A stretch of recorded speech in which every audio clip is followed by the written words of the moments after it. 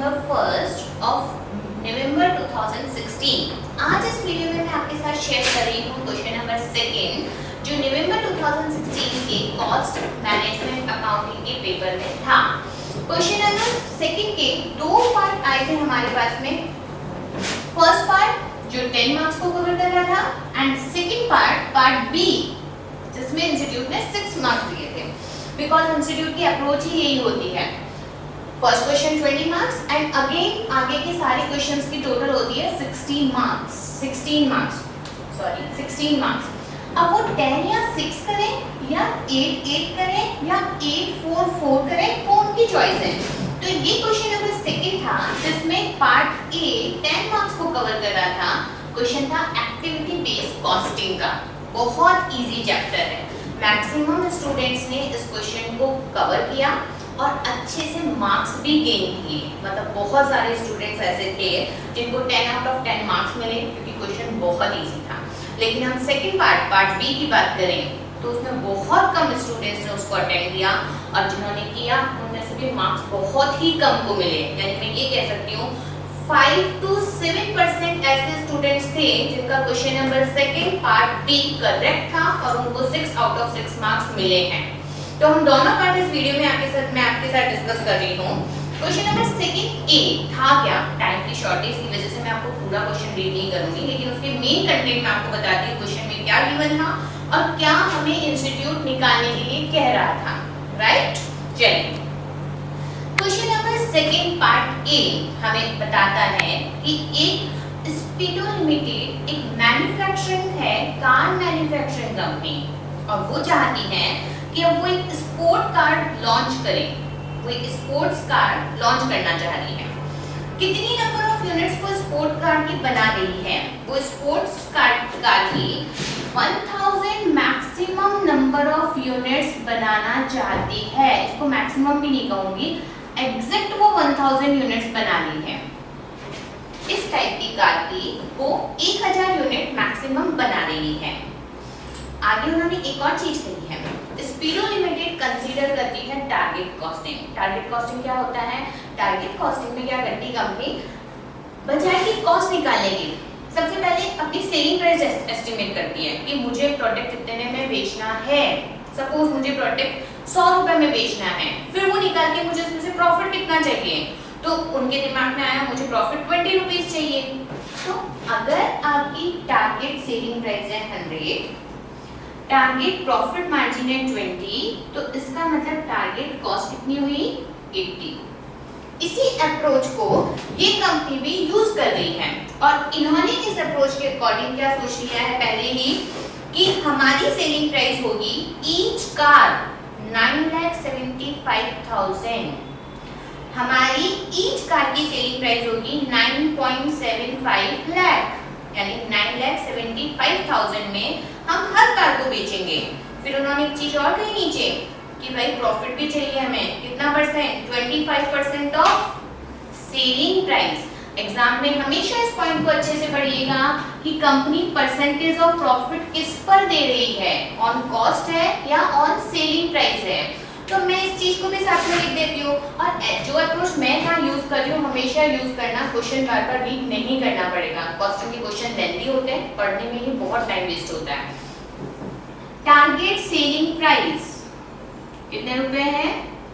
9,75,000 minus profit margin. उन्हें profit चाहिए भाई, कितना प्रॉफिट चाहिए? 25% ऑफ किसका? सेलिंग प्राइस का। तो सेलिंग प्राइस कितनी है? 9,75,000। ये चीज अच्छे से पढ़ना हमेशा एग्जाम में कि किसका प्रॉफिट चाहिए। 25% ऑन कॉस्ट होता तो हम ये नहीं करते। इन्होंने क्लियर कहा है profit margin 25% of the selling price. Right, कितना प्रॉफिट होगा? 9,75,000 मल्टीप्लाई बाय 25%, 243,750। इतने में प्रोडक्ट सेल होगा, इतने रुपए प्रॉफिट चाहिए। तो टारगेट कॉस्ट कितनी आ गई? कितने रुपए टारगेट कॉस्ट आ गई कंपनी की? 7,31,250। इसका मतलब टारगेट कॉस्ट है कंपनी की कि कॉस्ट इतने रुपए में प्रोडक्ट बन जाना चाहिए, राइट। ये दोनों चीजें हमने क्वेश्चन को रीड करते वक्त ही करी है। काम आएगी तो बहुत अच्छा, नहीं आएगी तो छोड़ देंगे। आगे उन्होंने कहा है कि न्यू मॉडल ऑफ कार के लिए लेबर चाहिए 2,50,000 रुपीज का, मटेरियल चाहिए 4,75,000 रुपीज का। नेक्स्ट फोरकास्ट मतलब एस्टिमेशन और किया है उन्होंने। क्या क्या किया है? एस्टिमेशन किया है। प्रोडक्ट लाइन कॉस्ट है 2,310 लाख, 2,310 लाख रुपीस की आपकी प्रोडक्शन लाइन कॉस्ट लगेगी एंड ट्रांसपोर्टेशन कॉस्ट लगेगी 900 लाख रुपीस की, राइट। आगे बढ़ो। नोट 1 दिया है प्रोडक्शन लाइन कॉस्ट के लिए। क्या बोला उन्होंने? उन्होंने बोला है production line cost specific use होती है नए प्रोडक्ट के लिए, बट उसकी कैपेसिटी है 60,000 machine our. Her new product के लिए 6 आवर्स रिक्वायर्ड है। तो इसका मतलब फॉर न्यू कार कितने आवर्स रिक्वायर्ड हुए?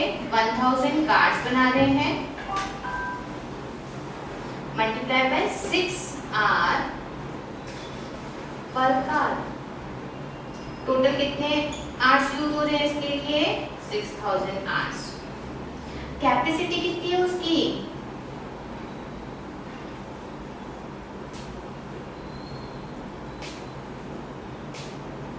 60,000 आवर्स। कैसे निकालेंगे इसको, वो अभी हम क्वेश्चन में आंसर सॉल्व करते वक्त करेंगे। उन्होंने कहा this production line will also be used to make other car and fully engaged. ये जो प्रोडक्शन लाइन है ये दूसरी कार को भी बनाने के काम आती है और पूरी के पूरी टोटली एंगेज है, मतलब टोटली फुल्ली यूटिलाइज हो रही है। सेकंड उन्होंने कहा है ट्रांसपोर्टेशन कॉस्ट के बारे में। ट्रांसपोर्टेशन कॉस्ट के बारे में क्या कहा उन्होंने? उन्होंने कहा है ट्रांसपोर्टेशन का खर्चा कितना लगा, कितने रुपीस कॉस्ट आई है ट्रांसपोर्टेशन की? 900 लाख रुपीस। ट्रांसपोर्टेशन की टोटल कॉस्ट है 900 lakh rupees. Out of this 900 lakh इस 900 लाख रुपए में से 60% किससे रिलेटेड है? Related to deliveries and 40% related to distance. वापस बोलती हूँ। सेकेंड उन्होंने दी ट्रांसपोर्टेशन कॉस्ट कितने रुपीस की? 900 लाख की।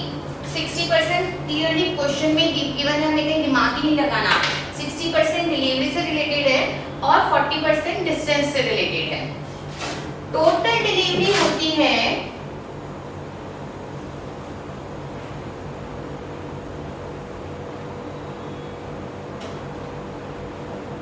640 एंड टोटल डिस्टेंस ट्रेवल होता है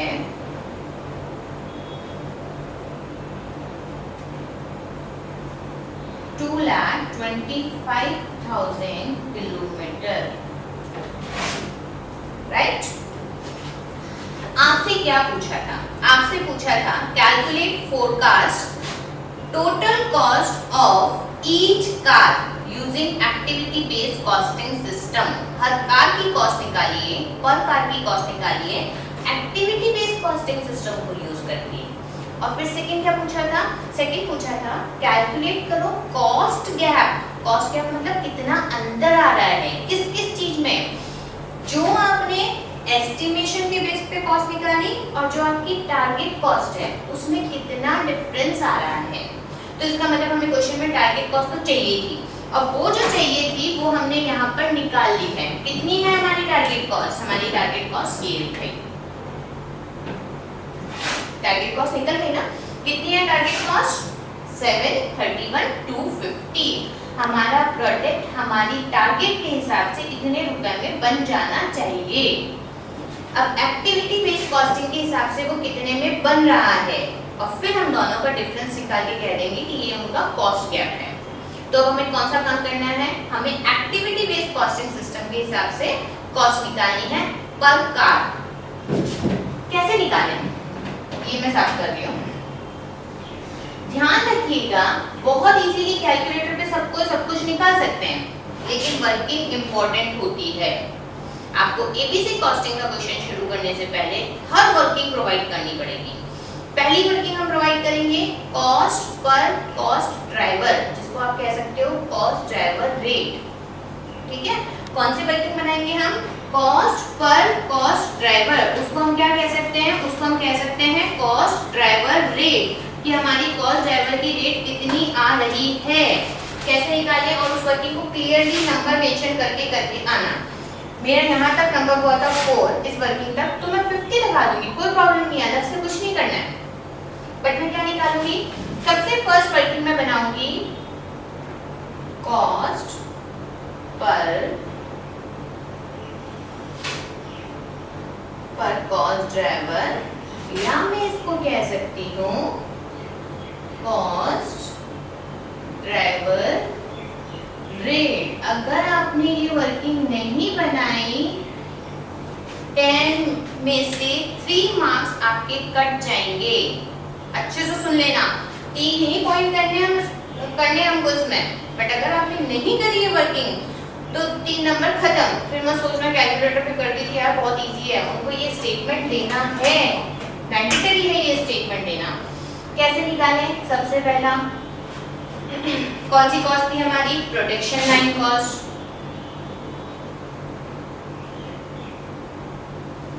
मैं शॉर्ट में लिख रही हूँ, पूरी वर्किंग डिटेल में आपको गिवन है, टाइम बेस्ट यूटिलाइज हो जाए इसलिए मैं आपको शॉर्ट में प्रोवाइड कर रही हूँ। कितनी प्रोडक्शन लाइन कॉस्ट कितनी थी, 2310 lakh rupees divided by total machine hours कितने हैं प्रोडक्शन लाइन के, 60,000। तो अभी हमें सिर्फ 60,000 लिखना है, 60,000 मशीन आवर। तो परा रेट क्या निकल के आएगी, हमारी परा रेट आएगी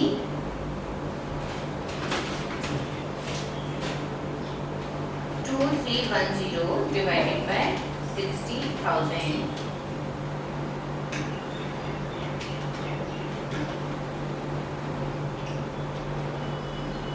3850। बट सिर्फ इतना ही मत लिख के आना, इसके आगे एक टर्म और लगाइएगा। क्या लगेगी इसके आगे टर्म, पर मशीन आवर। मतलब अगर आपने कहीं भी 1 घंटा मशीन का यूज किया तो आपका एक्सपेंडिचर होगा 3850 रुपीस।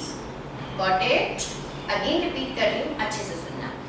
एक्टिविटी बेस्ड कॉस्टिंग का चैप्टर ये कहता है, पहले एक्टिविटी का नाम बताओ, उसकी कॉस्ट को उसके रेस्पेक्ट में जो भी क्रॉस ड्राइवर है उससे डिवाइड करके हमें बताओ कॉस्ट पर कॉस्ट ड्राइवर क्या चल रही है, या इन सिंपल ये भी कह सकते हैं कॉस्ट ड्राइवर रेट क्या चल रही है। टोटल हमारा एक्सपेंडिचर हो रहा था 2310 लाख रुपीस का प्रोडक्शन लाइन के लिए, और प्रोडक्शन लाइन ओवरऑल काम करती है 60,000 आवर्स। तो हर घंटे पे मैं कैसे कह सकती हूँ कि कितने रुपए लगे, मैंने इतने रुपए खर्च किए इतने घंटों के लिए। तो overall on an average estimated cost कितनी आ रही है हर घंटे की, 3850। जल्दी जल्दी में कितना मत लिख के आना, आगे की टर्म भी बहुत इंपॉर्टेंट होती है। पता तो लगे वो ईच कार का है, ईच मशीन का है, ईच मशीन आर का है, किसका है, तो वो किसका है, पर मशीन आर का है। सेकंड कौन सी कॉस्ट होगी, सेकंड है तो ट्रांसपोर्टेशन कॉस्ट। सेकंड है तो ट्रांसपोर्टेशन, बट बेसिकली उन्होंने ट्रांसपोर्टेशन कॉस्ट को 2 पार्ट्स में डिवाइड कर दिया था। कौन कौन से पार्ट्स में डिवाइड किया था उन्होंने, अभी हमने किया था ना 4th वर्किंग में। ट्रांसपोर्टेशन कॉस्ट में से उन्होंने एक कॉस्ट को तो बता दिया था, डिलीवरी कॉस्ट।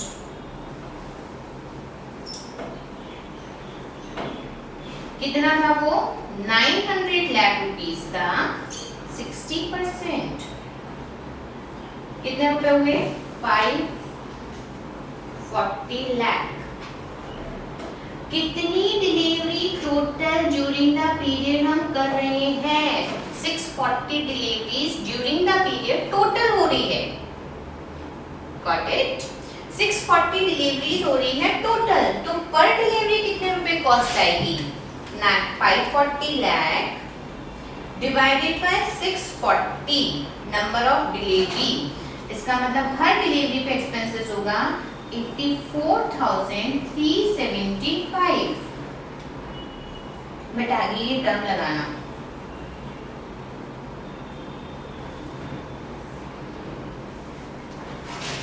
दूसरा कौन सा कॉस्ट थी?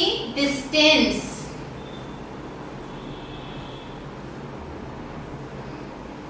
वो कितनी थी? 900 लाख मल्टीप्लाई बाय 40%, कितना हुआ? 360 लाख। ठीक है, कितना डिस्टेंस ट्रेवल कर रहे थे हम? हमने उस वर्किंग में लिखा था, कंपनी ओवरऑल टोटल मिला के टोटल डिस्टेंस ट्रेवल कर रही है 2,25,000 किलोमीटर। 3,60,000 divided by 2,25,000 kilometre. 160, अब सिर्फ ये छोड़ के आगे ना लिख के 160 तो मार्क्स भी कटेंगे।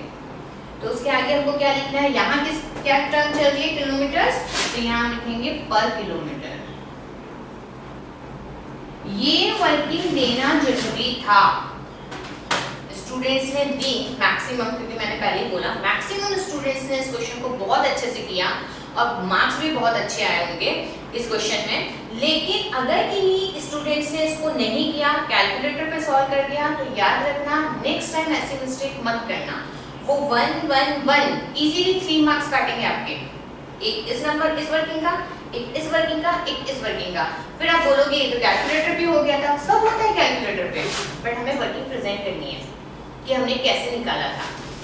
इसके आगे ये मैं साफ कर रही हूँ।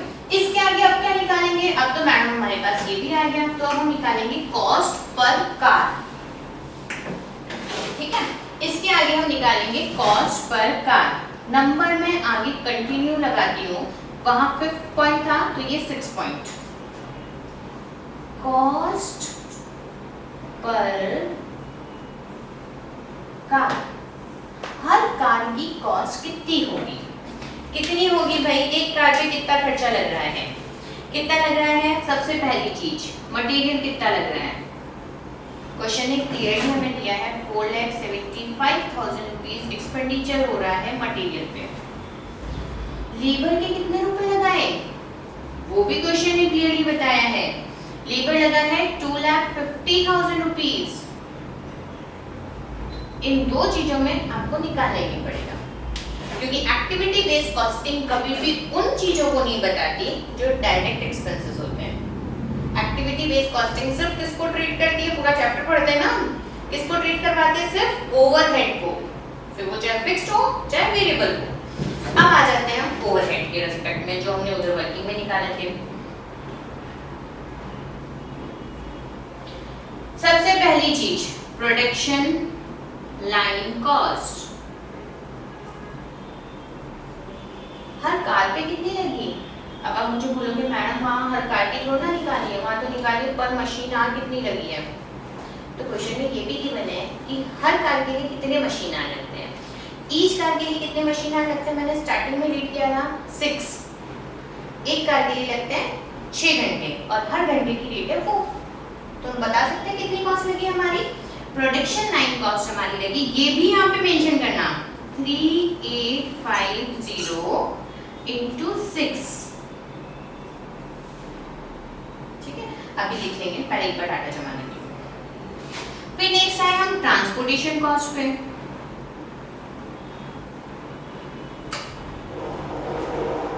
ठीक, हर डिलीवरी पे एक्सपेंसेस हो रहा है 84,375 और एक बार में कितनी कार डिलीवर हो रही है? हमारा ट्रांसपोर्ट व्हीकल ऐसा है कि हम एक बार में उसमें 10 कार लोड करके भेज देते हैं और हर बार का खर्चा आता है 84,375। तो तो पर का कितना खर्चा आया 84,375 डिवाइडेड बाय 10 कार।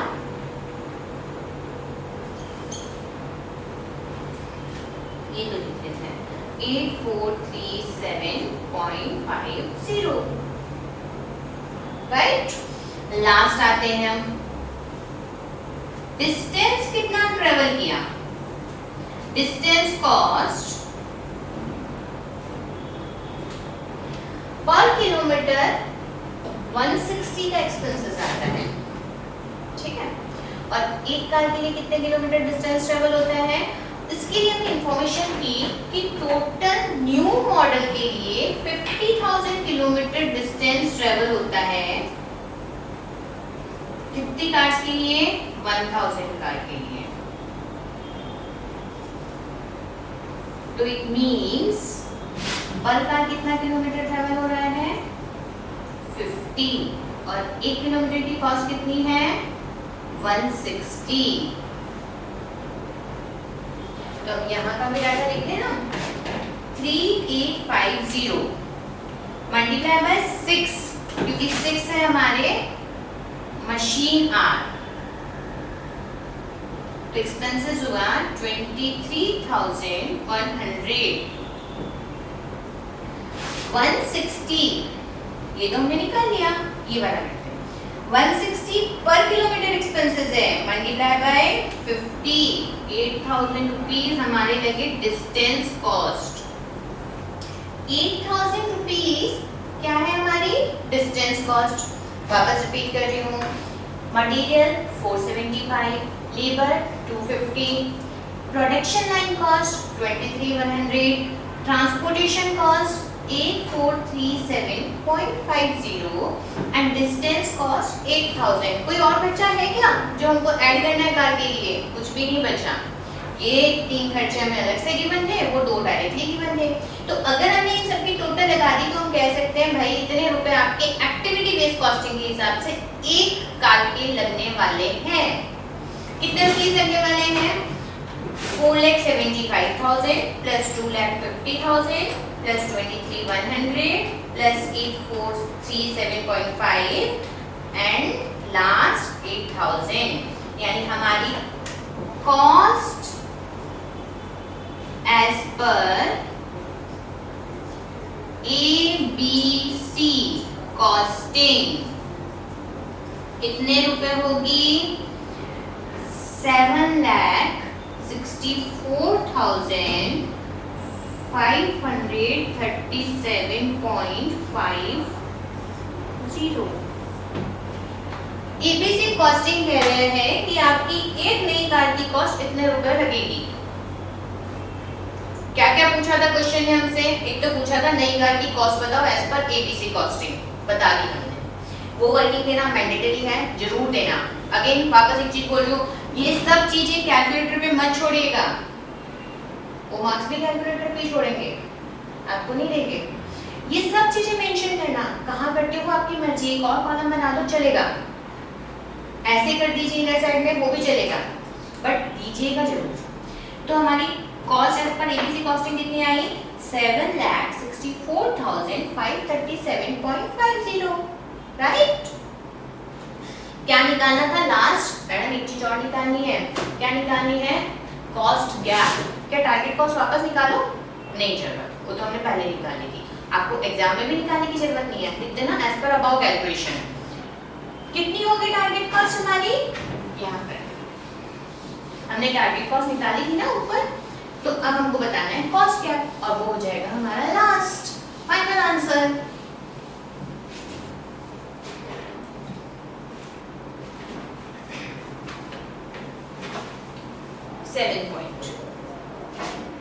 कॉस्ट या तो आप पूरा लिख दीजिए cost gap between target cost और एक्टिविटी बेस्ड कॉस्ट, या मत लिखिए चलेगा। टारगेट कॉस्ट कितनी है, टारगेट कॉस्ट हमारी आई थी 731,250। ये कहां से आई मत पूछना मेहरबानी करके, क्योंकि क्वेश्चन पढ़ते वक्त ही निकलवाई थी। बार बार एग्जाम में भी वर्किंग मत करना, मार्क्स एडिशनल थोड़ा ना देंगे वो हमको, ऊपर निकाली ना, चाहे कि आप ब्रैकेट बना के लिख दो एज पर अबव कैलकुलेशन। कोई कॉपी चेकर नंबर काटने के लिए नहीं बैठा होता अननेसेसरी, जहां आप मिस्टेक करोगे वहां कटेंगे। Minus target cost, sorry minus cost as per ABC.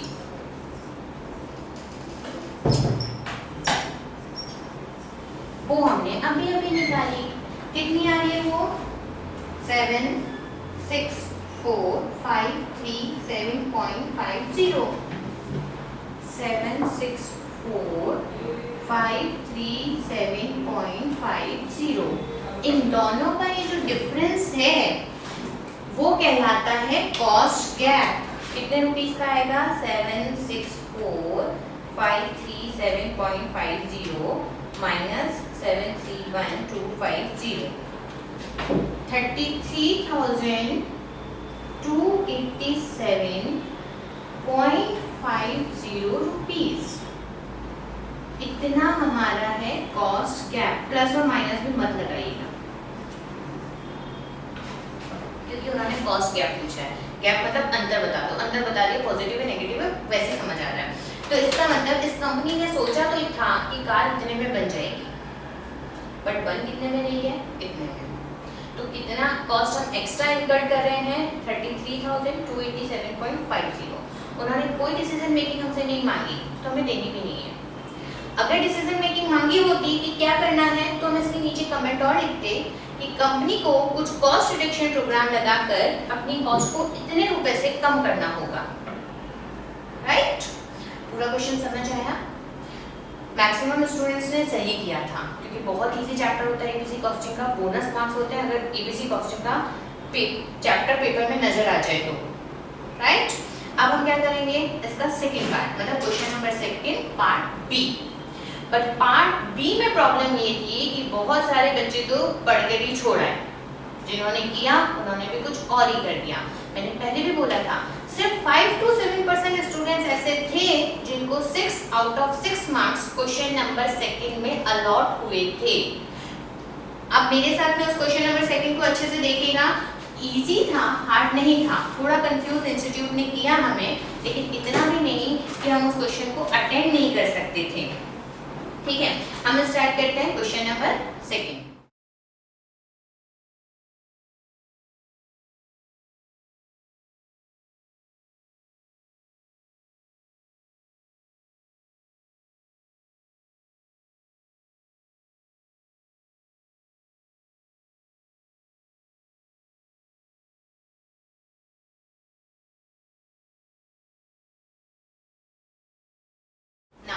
Question number 2 part A complete हुआ, हमने कर भी लिया। अब हम स्टार्ट करते हैं क्वेश्चन नंबर 2 पार्ट बी। वापस बोल रही हूँ बहुत से स्टूडेंट्स ने गलत किया था, तो जिन जिन ने गलत किया देख लेना है यहाँ पे कि कहाँ मिस्टेक करी थी। और क्वेश्चन इजी था, हम कर सकते थे, बट थोड़ी सी नर्वसनेस की वजह से सब गड़बड़ कर दिया। क्या था क्वेश्चन में? क्वेश्चन में मेन डाटा बताती हूँ। एक मैन्युफैक्चरिंग कंपनी है ए, उनके पास में रॉ मटेरियल ए अवेलेबल है 100 kg। अब अवेलेबल यानी मैक्सिमम हो गया कि मैक्स टू मैक्स इतना ही है। कितना कितना रॉ मटेरियल अवेलेबल है? Raw material A 100 kg। Raw material B उनके पास अवेलेबल है 180 kg and raw material C 120 kg। इतना अमाउंट ऑफ रॉ मटेरियल उनके पास अवेलेबल है, क्वेश्चन में गिवन है ये डाटा हमें। उसके नीचे कंपनी ने कहा है कि तीनों रॉ मटेरियल्स को मिला के कंपनी 3 प्रोडक्ट बनाती है। और प्रोडक्ट के नाम कंपनी ने इतने अच्छे दिए कि बच्चा उस नाम में उलझ के रह गया। नाम क्या था प्रोडक्ट का? प्रोडक्ट का नाम था, फर्स्ट प्रोडक्ट का नाम था, अच्छे से देखना ये प्रोडक्ट का नाम है 5 10 5। ये नेम है प्रोडक्ट का। सेकेंड प्रोडक्ट का नाम था, और आधे बच्चे तो इजी की वजह से कंफ्यूज हो गए। सेकेंड प्रोडक्ट का नाम था 5 5 10। देखे नहीं ना, तो पेपर सेटर ने नाम थोड़ा सा चेंज करवा दिया। हमने देखे हैं PQR, ABC, XYZ, ये नाम हमने जनरली सब जगह पे देखे हैं, बट उसने तो नाम भी बड़े स्टाइलिश कर दिए हैं। थर्ड प्रोडक्ट का नाम है 25 और 10। ये है प्रोडक्ट का नाम, ठीक है। तो बच्चों को कंफ्यूजन ही सबसे पहले यहीं पे हो गया, मत कंफ्यूज हो। नाम है ना तो हम भी लिख देंगे, आपने ऐसा लिखा हम भी ऐसा ही लिख देंगे, बट इसके आगे की लाइन बहुत इंपॉर्टेंट है। इसके आगे उन्होंने कहा है नंबर इन ईच केस, ये जो हर केस में नंबर है, number in each case represent the percentage of weight of A, B, C respectively in each of the product। ये जो नंबर है ये और एक चीज रिप्रेजेंट कर रहे हैं, नाम तो बता ही रहे, बट ये और एक चीज रिप्रेजेंट कर रहे हैं। वो क्या रिप्रेजेंट कर रहे हैं कि कितना परसेंट, केजी भी नहीं बोला, परसेंट बोला है, कितना percent A, B, C include है हर प्रोडक्ट में। यानी ये भी बताता है कि कितना A, B, C इंक्लूड है, कितना परसेंट इंक्लूड है हर प्रोडक्ट में। इसका मतलब मैं समझाती हूँ। 5, 10, 5 नाम हो गया, बट ये एक चीज और बता रहा है। क्या बता रहा है ये बता रहा है परसेंटेज। तो इसका मतलब 5% ऑफ A, 5% ऑफ भी नहीं लगाएंगे, 5% A लिखेंगे, क्योंकि 5% क्या है, A है। अगर हम टोटल जो भी प्रोडक्ट फर्स्ट बना रहे हैं उसमें 5% A है, 10% B डलेगा और 5% C डलेगा। पूरा ओवरऑल एक प्रोडक्ट बनेगा A, मतलब फर्स्ट प्रोडक्ट बनेगा, उसमें 5% A होगा। उसका जब मिक्स करोगे आप, सपोज हमने माना ये प्रोडक्ट है, थर्ड पॉइंट लगा देते हैं, और एग्जाम में भी ऐसे ही फर्स्ट सेकंड थर्ड जो आपकी वर्किंग चल रही नंबर लगाना, उससे कोई मैटर नहीं करता कि आप अलग से स्पेसिफिक नंबर डालो। सपोज ये हमारा प्रोडक्ट फर्स्ट है, उसके लिए हमने एक बॉक्स में मटेरियल डालना शुरू किया। कितना, जितना भी टोटल होगा, जितना भी टोटल मटेरियल होगा, ओवरऑल जितना भी मटेरियल होगा, उसमें से 5% क्या होगा, A, 10% कौन सा होने वाला है, B, और 5% क्या होने वाला है, C। तो क्या प्रोडक्ट बन जाएगा, नहीं बनेगा भाई। ये तो आपको कहा है कि इतना होगा A, इतना होगा B, इतना होगा C, और ये रॉ मटेरियल है, raw material A, raw material B, raw material C। तो बैलेंस जो बचेगा,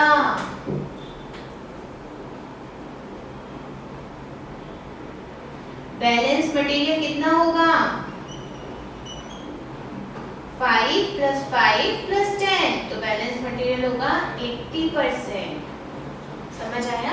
ये चीज निकालनी बहुत इंपॉर्टेंट थी इसमें, क्योंकि ये सब उन्होंने हमें क्लियर बोला था, बट ये चीज ऐसी थी छुपी हुई जो हमें निकालनी थी कि अगर हम कोई प्रोडक्ट बना रहे हैं उसमें 5, 10, 5 रॉ मटेरियल A, B और C है, तो कुछ ना कुछ ऐसा रॉ मटेरियल और भी होगा जिसका नाम उन्होंने हमें नहीं दिया है, और वो कितना परसेंट मिल रहा है, 80%। तो ऐसे ही हम किसका समझ सकते हैं, प्रोडक्ट सेकंड का। प्रोडक्ट सेकंड में क्या हो रहा है, प्रोडक्ट सेकंड में A है 5%, B है 5%, C है 10%, तो वापस ये कितना हो गया, 20। तो बैलेंस मटेरियल कितना होगा, 80। थर्ड में A है 20%, B है 5% और C है 10%।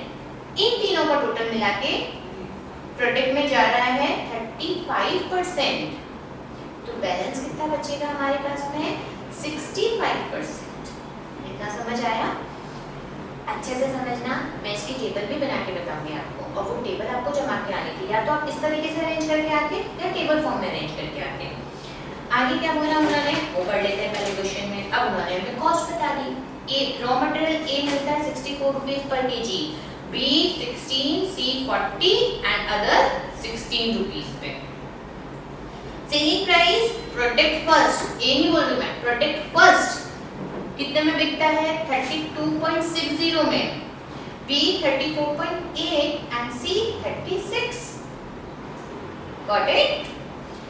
अब एक छोटी सी लिमिटेशन डाली क्वेश्चन में, उसने कहा कुछ रिस्ट्रिक्शंस है कैपेसिटी में, due to this restrictions company 5 10 5 वाला प्रोडक्ट 5 10 5 यानी product 1 can not produce more than 30 kg per month. आप प्रोडक्ट फर्स्ट को 30 kg से ज्यादा मत बनाना, राइट? तो product first max to max कितना बन सकता है? 30 kg। Product first maximum production 30 kg given है क्वेश्चन में, तो इसका भी हमें इक्वेशन में काम लेना पड़ेगा। Got it? समझ आया इतना? अब हम क्वेश्चन करना शुरू करते हैं। सारी इंफॉर्मेशन हमने एक बार समराइज कर दी है। अब हम शुरू करते हैं हमारा क्वेश्चन करना। क्वेश्चन कैसे सॉल्व करें? तो क्वेश्चन सॉल्व करने के लिए सबसे पहले तो इक्वेशन ही जमा लो। इक्वेशन कैसे जमाना है? इक्वेशन मैं बता रही हूँ आपको कैसे जमानी है। पर फॉर्मुलेशन क्वेश्चन करने के लिए सबसे पहली चीज जरूरी होती है कि आप जो भी वेरिएबल ले रहे हो उसके नाम ऊपर डिफाइन करो। अगर वो नहीं किया तो आपका 1 मार्क्स कटेगा। ठीक है?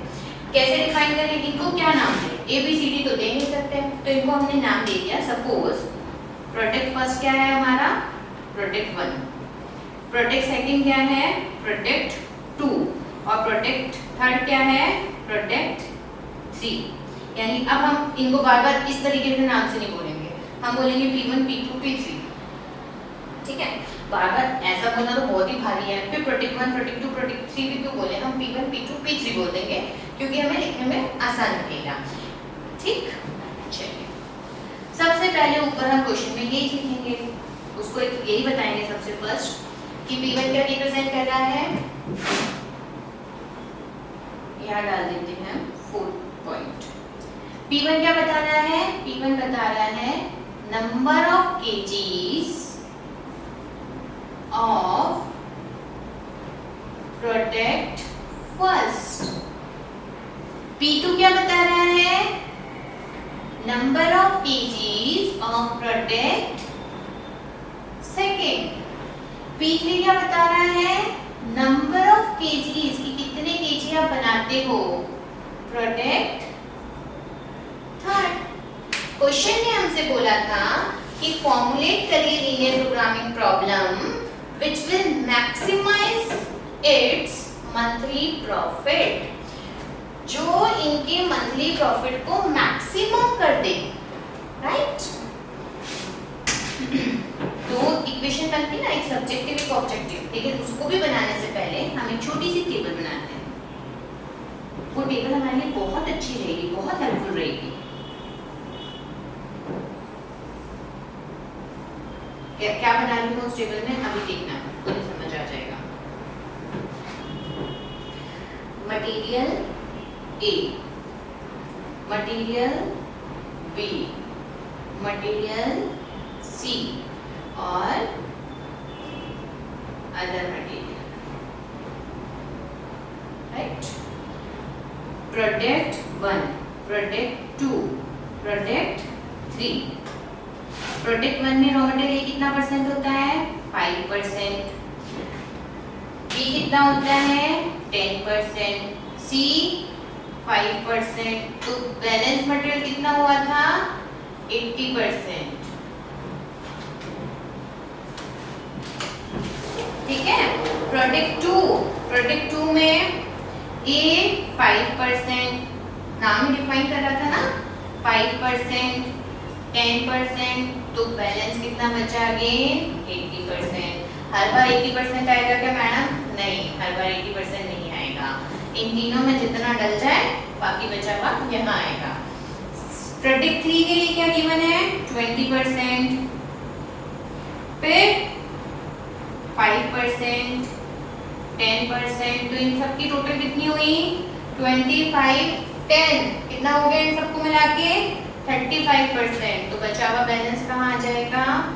यहाँ आ जाएगा। इतना समझ आया? इनकी कॉस्ट भी गिवन थी।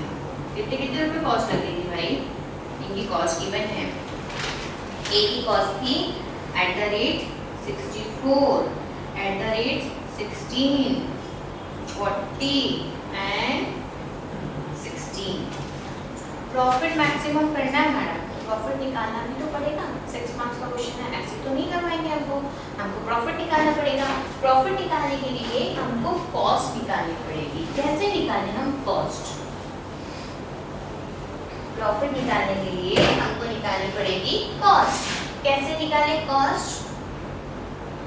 नंबर भी हो सकता है मैंने एक नंबर ऊपर नीचे कर दिए हो, चलेगा, वो आप अपने हिसाब से मैनेज करते रहना।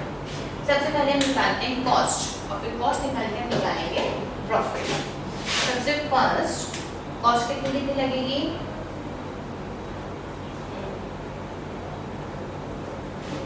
कैसे निकालोगे मैडम आप कॉस्ट? कैसे निकालेंगे? 64 रुपीस का रॉ मटेरियल लगता है, बट ओवरऑल उसमें होता कितना है? सिर्फ 5%। जितना भी हम टोटल बनाते हैं उसका सिर्फ कितना परसेंट होता है उसमें? 5%। तो 60 P1 की कॉस्ट हो रही है ये, ठीक है? P1 की 64 into 5% plus 16 into 10% plus 5 into 40 into 5% plus 16 into 80%। कितना हुआ भाई ये? निकालें? ये होगा 64 into 5% memory plus 16 into 10% memory plus 40 into 5% memory plus में डाला, 16 इंटू 80% मेमोरी प्लस में डाला। ओवरऑल मेमोरी रिकॉल करी तो वो रहा है 19.60 रुपीस पर केजी। 1 केजी में इतना होगा।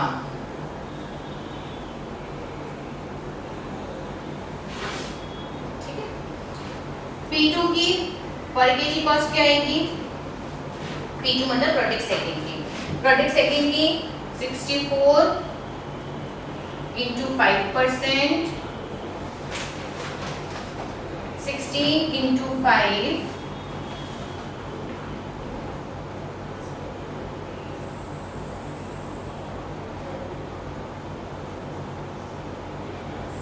40 rupees into 10% plus 16 rupees into 80%। अभी इसको भी निकालेंगे, बट उससे पहले मैं एक बार प्रोडक्ट 3 का भी अरेंज कर देती हूँ और अदर का भी अरेंज कर देती हूँ। प्रोडक्ट 3 का क्या आएगा? 64 into 20% plus 16 into 5%, 16 into 5, 40 plus 40 into 10%, 10 ही था, राइट? हाँ, एंड 16 इंटू 65%। अब हम इन दोनों का कॉस्ट निकाल लेते हैं। तो ये आ जाएगी कि हर केजी में P1, P2, P3 के पर केजी में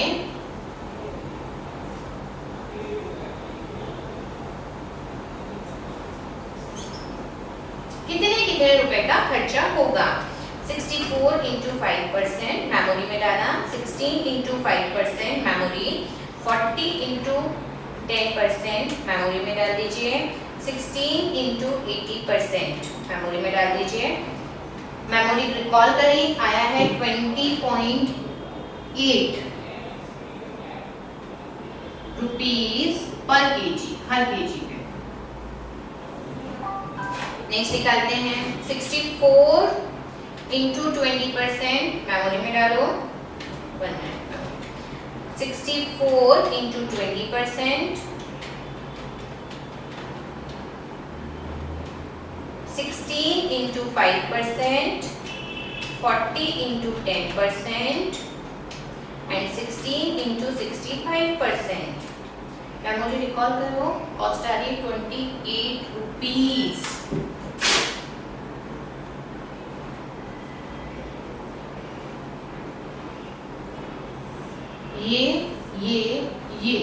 ये तो है हर केजी की कॉस्ट। हर केजी कितने रुपए में बिकेगा, सेलिंग प्राइस गिवन थी क्वेश्चन में थी ना। वापस पूरा बोलती हूँ, ये हमने इनको मान लिया था रेस्पेक्टिव केसेस, नाम ले दिया था P1 P2 P3।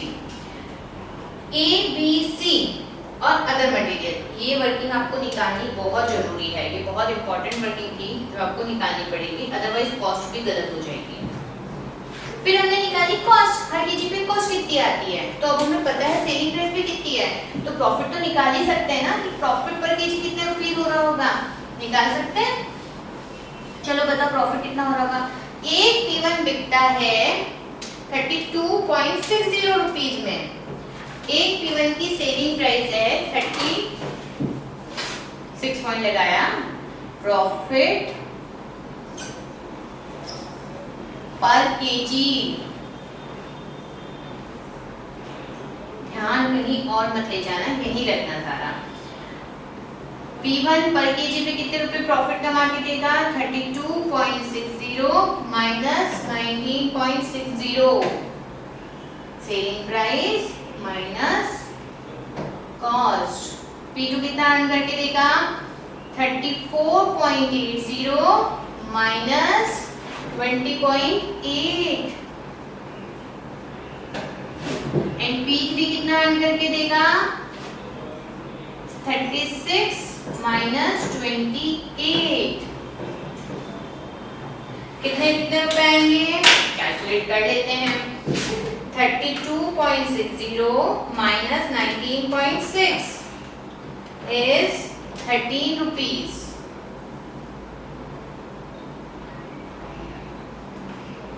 नेक्स्ट कितना आ रहा है, 34.8 माइनस 20.8 is 14 रुपीस प्रॉफिट।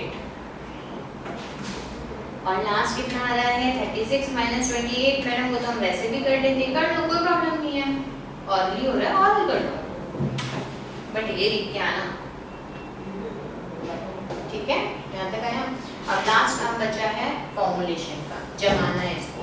कैसे जमाते हैं, जमाते हैं भाई मैक्स जेड लिख के, वहाँ उस वर्किंग को साफ कर रही हूँ मैं। बेस्ट है कि अगर कोई क्वेश्चन आपको हार्ड लगता है, उसकी वर्किंग जो मैं बता रही हूँ मेरे साथ ही कैलकुलेटर पे करते भी जाइएगा। ऐसा नहीं कि मैडम वीडियो देख रहे हैं बाद में कर लेंगे, आराम से साथ में करते जाओ जितनी भी वर्किंग मैं बता रही हूँ।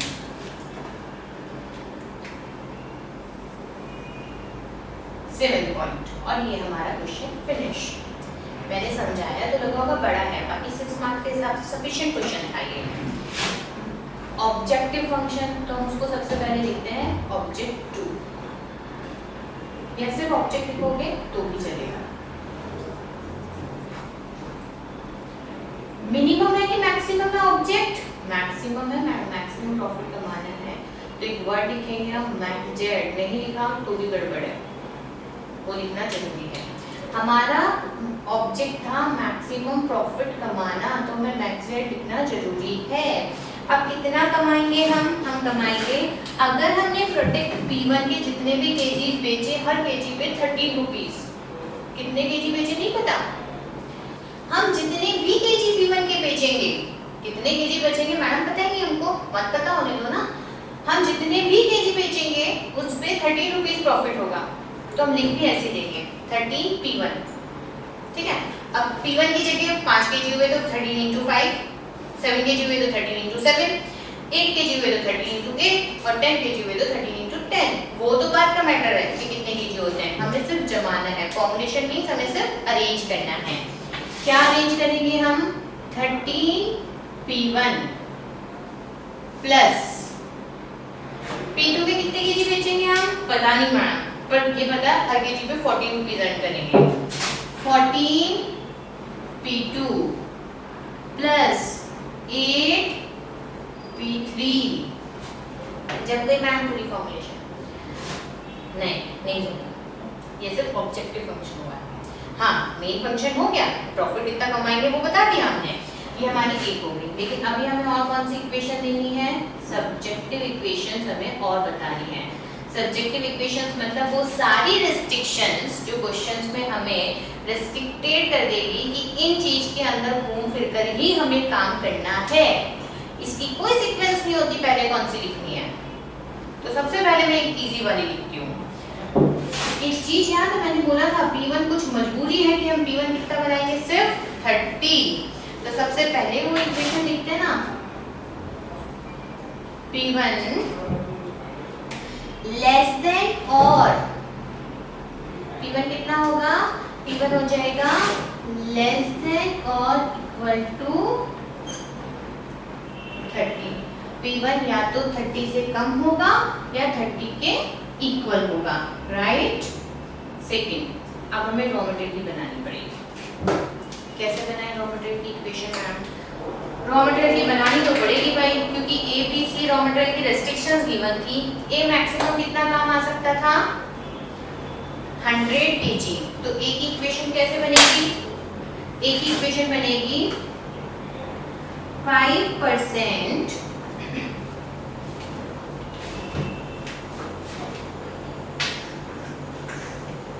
किसमें गया वो?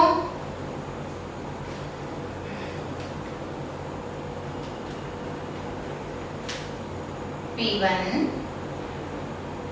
प्लस 5% गया P2 में प्लस 20% गया P3 में।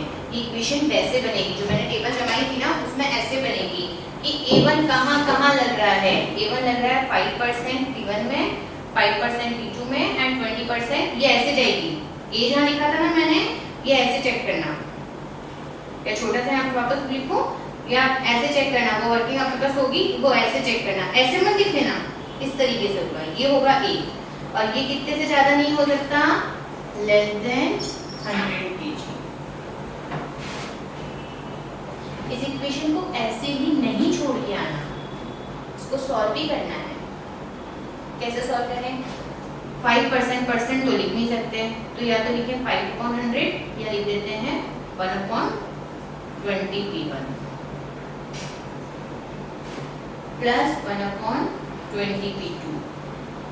20 मतलब सिंपली 100 बता रही हूँ मैं, प्लस 20/100 करेंगे तो क्या आ जाएगा?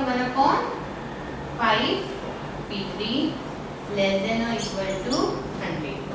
अब एक चीज आपको पता होगी, इक्वेशन ऐसे भी नहीं छोड़ी जाती है, उसको पूरा सॉल्व किया जाता है। तो अगेन एक स्टेप और हो जाएगी हमारी। क्या स्टेप होगी? हम एलसीएम लेंगे, वो उधर जाके मल्टीप्लाई होगा, इससे मल्टीप्लाई होगा, तो हमारा क्या हो जाएगा? फाइनल आंसर निकलेगा। क्या निकलेगा final answer?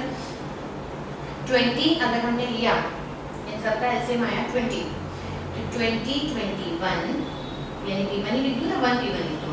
P1 plus P2 plus 4 P3 और वो 20 जाके उधर मल्टीप्लाई होगा तो कितना हो जाएगा? 2000। ये होगी हमारी सेकेंड पॉइंट की फाइनल इक्वेशन। समझ आई? नहीं आई? वापस बता रहे हैं। यहाँ लिखा हुआ था कि भाई कितना कितना चाहिए? 5%, 5% और 20%। ऐसे चेक करना है इसको। ये कितना चाहिए? 5, 5, 20। तो 5% P1 में गया, 5% P2 में गया, 20% P3 में गया। सॉरी, परसेंटेज आएगा यहाँ पे।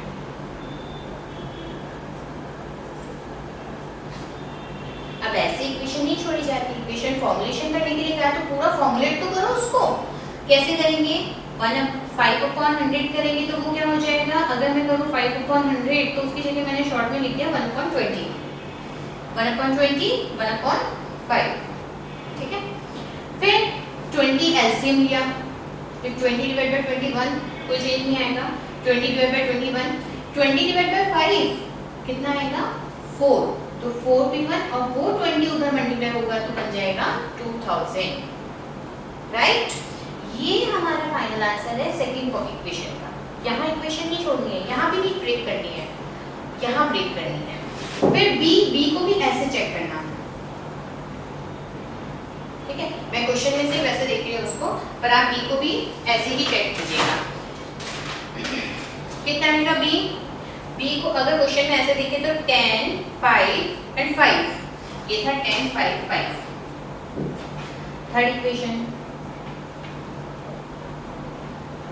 10% ऑफ 10% P1 में 10 5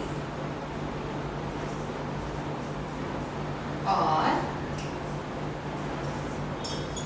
5 लेस देन और इक्वल टू कितना हो गया 180, वो हमें क्वेश्चन में गिवन था। अगेन अब तो समझ आ गया होगा, ऐसे इक्वेशन नहीं छोड़नी है। यहाँ देखो आप, यहाँ 10 5 5 लिखा हुआ है, पहले वाली टेबल जो हमने बनाई थी। कैसे लिख दो, क्या करेंगे 1/10 1/20 1/20 इक्वल टू 180। तो लास्ट फाइनल क्या हो जाएगा, एलसीएम लेंगे 20 तो 2p1 को एलसीएम वाली हटाते हैं, 2p1 प्लस p2, 1 लगाएं या नहीं लगाएं कोई फर्क नहीं है, p3 लेस देन और इक्वल टू 20 अगर उधर मल्टीप्लाई हो गया 20 इंटू 180 3600, ये हमारी है थर्ड इक्वेशन। समझ आया? अब हम लिखते हैं सी के लिए इक्वेशन। कहाँ लिखे? इधर लिखते हैं सी के लिए इक्वेशन। सी के लिए इक्वेशन बनाएं। सी के लिए भी मैं क्वेश्चन में से देख रही हूँ क्वेश्चन, और आपके पास वो होगा टेबल बनेगी। क्वेश्चन में है थर्ड में देखूँ तो 5 10 एंड 10, यानी ये है 5 10 and 10।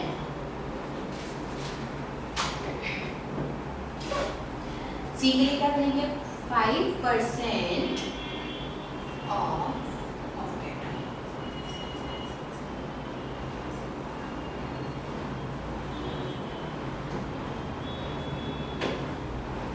लेस देन और इक्वल टू कितने केजी मैक्सिमम अवेलेबल है हमारे पास में 120। ये साइन सोच के लगाना अच्छे से, लेस देन है कि मोर देन है। अब इसको कैसे लिखते हैं 120 1/20 1/10, क्योंकि 10 डिवाइडेड बाय 100 करोगे तो 1/10 ही होगा ना। 1/10 less than equal to 120। LCM लिया, ऐसे नहीं छोड़नी हमको, बहुत बार बोल चुकी हूँ मैं, उन दोनों में भी बोला था। एलसीएम लिया 20 आया तो 20 20 तो ये हो गया P1 P2 P3, बट सही है क्या ये? बोलो जल्दी। नहीं, यहाँ क्या आएगा 2, यहाँ भी क्या आएगा 2। अगर आप ढंग से सुन रहे हो तो क्लिक हो जाना चाहिए कि नहीं मैडम P1 है 2 P2 और 2 P3 less than equal to 20 multiply by करेंगे 120 2400, राइट। ये हो गई हमारी फोर्थ इक्वेशन। एक लास्ट इक्वेशन और लिखनी है। क्यों लिखनी है मैडम? नहीं लिखी तो नंबर कटेंगे, क्योंकि हमने जो भी वेरिएबल्स माने वो कभी नेगेटिव नहीं हो सकते। P1, P2, P3 more than और इक्वल टू 0, ये भी लिखना है। अगर आपने ये सारी इक्वेशन बना दी और ये वाली नहीं लिखी तो भी थोड़ा सा मार्क्स कट जाएगा, तो बेटर है कि जरूर लिखना, या जैसे टाइम नहीं हो तो इसकी जगह लिखना ऑल वेरिएबल्स मोर देन और इक्वल टू 0। हमने जो भी वेरिएबल्स माने हैं वो 0 से ज्यादा ही होंगे, राइट, गॉट इट। अब एक चीज, मैंने इसमें वेरिएबल्स का नाम बीच में चेंज नहीं किया, वो सिर्फ इसीलिए नहीं किया कि चलो एक लिंक में चल रहा है तो चलने दो। आप इसमें वेरिएबल्स के नाम कुछ भी दे सकते हो, ABC नहीं लेना है। क्यों नहीं लेना? क्योंकि वो रॉ मटेरियल का नाम था। मैंने P1 P2 P3 स्टार्टिंग में माना, उसी से पूरा क्वेश्चन सॉल्व किया, वो सिर्फ इसलिए ताकि थोड़ा सा जो कंफ्यूजन बीच में आ जाए सुनते सुनते वो नहीं आए स्टूडेंट के। जब मैंने इसको सॉल्व किया है तो मैंने बीच में एक लाइन लिख के वेरिएबल्स के नाम वापस अज्यूम कर दिए हैं, पर कॉस्ट निकालते वक्त मैंने P1 के नीचे पर केजी लिख दिया था, तो वो इंडिकेट कर रहा था कि P1 टोटल नंबर ऑफ है, लेकिन हम इसका पर केजी निकाल रहे हैं। कोई फर्क नहीं पड़ेगा, एग्जामिनर उस चीज के नंबर नहीं काटेगा अगर आप पर केजी डिफाइन कर देते हो वहाँ तो। और अगर आपको लगता है कि जैसे मैंने सेकंड में वेरिएबल्स का नाम ही चेंज कर दिया था तो वैसे चेंज करके लिखना है, वैसे आपको ज़्यादा अच्छा लगता है तो वैसे यूज़ करिएगा, वो कोई बड़ा मैटर नहीं है। ठीक है, ये यहाँ तक समझ आया। हमने क्वेश्चन नंबर सेकंड का पार्ट ए और पार्ट बी दोनों कवर किया। होप सो आपको समझ आया होगा। अगर फिर भी कोई डाउट हो तो प्लीज़ मेरा जो नंबर मैं आपको प्रोवाइड कर रही हूँ उस पर कॉल करके मुझसे डाउट सॉल्व कर लीजिएगा। फर्दर क्वेश्चंस और लेकर हम जल्दी से आएंगे आपके साथ में। All the best, good luck, thank you.